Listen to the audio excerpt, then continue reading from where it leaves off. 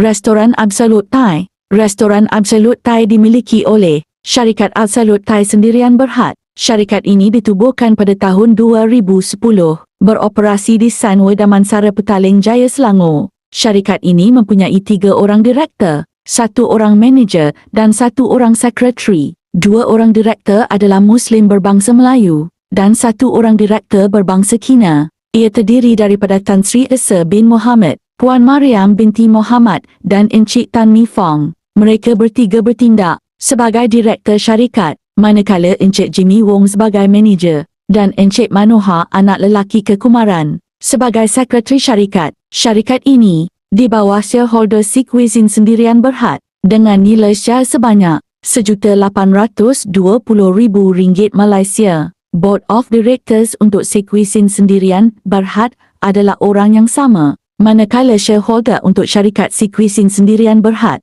adalah Si Cuisine Holding Sendirian Berhad. Semakan halal telah dibuat untuk syarikat ini di portal JAKIN dan mendapati Restoran Absolute Thai masih belum mempunyai sijil halal yang disahkan oleh Jabatan Kemajuan Islam Malaysia. Kesimpulannya, restoran ini mempunyai 2 orang Muslim dan 1 orang Chinese sebagai direktor.